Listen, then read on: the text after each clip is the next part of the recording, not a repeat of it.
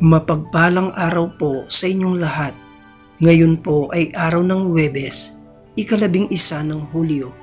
Pakinggan po natin ngayon ang mabuting balita ng Panginoon.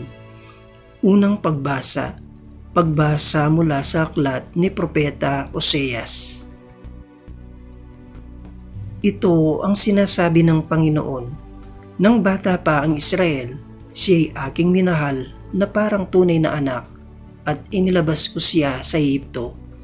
Ngunit habang siya'y tinatawag ko, lalo naman siyang lumalayo.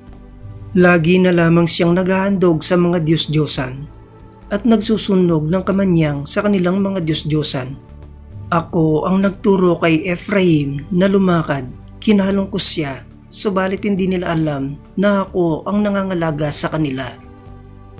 Pinatnubayan ko sila ng buong pagmamalasakit at pagmamahal. Ang katulad ko'y isang nag-aalis ng busal sa kanilang bibig.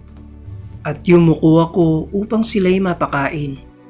Nagtatalo ang loob ko at nanahig sa aking puso ang malasakit at awa.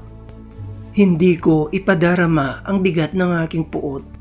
Hindi ko na muling sisirain ang Ephraim, sapagkat ako'y Diyos at hindi tao, ang banal na nasa kalagitnaan ninyo, at hindi ako naparito upang magwasak. Ang salita ng Diyos. Salamat sa Diyos.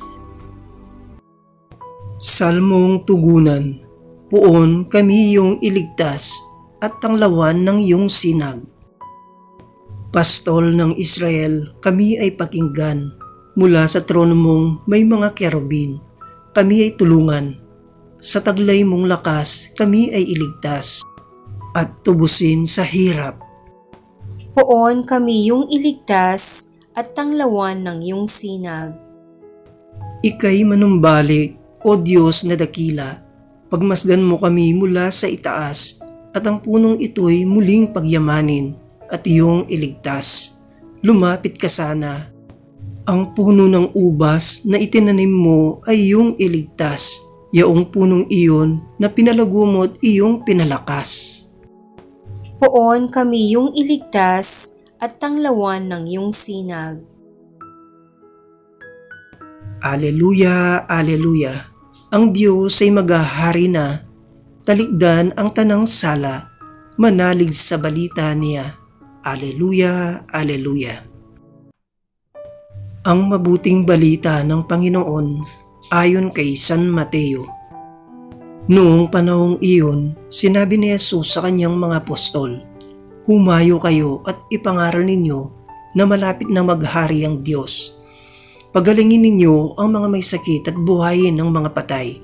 Pagalingin ninyo ang mga kitungin at palayasin ang mga demonyo. Yamang tumanggap kayo ng walang bayad. Magbigay naman kayo ng walang bayad. Huwag kayong magdala ng salapi, maging ginto, pilak o tanso sa inyong mga lukbutan. Huwag din kayong magdala ng supot sa inyong paglalakbay, ni bihisan, pampalit ng panyapak o tungkod, sapagkat ang manggagawa ay may karapatan sa kanyang ikabubuhay. At saan mang bayan o nayon kayo dumating, humanap kayo ng taong karapat-dapat pakituluyan, at manatili kayo roon habang kayo'y nasa lugar na iyon. Pagpasok ninyo sa bahay, sabihin ninyo, maghari nawa ang kapayapaan sa bahay na ito. Kung karapat-dapat ang mga tao sa bahay na iyon, panatiliin ninyo sa kanila ang inyong bati. Ngunit kung hindi, bawin ninyo ito. At kung ayaw kayong tanggapin o pakinggan sa isang tahanan o bayan, umalis kayo roon at ipagpag ang alikabok ng inyong mga paa. Sinasabi ko sa inyo na sa araw ng paghuhukom ay higit na mabigat ang ipaparusa sa mga tao sa bayang yaon kaysa dinanas ng mga taga-Sodoma at taga-Gomora. Ang mabuting balita ng Panginoon. Pinupuri ka namin, Panginoong Hesukristo.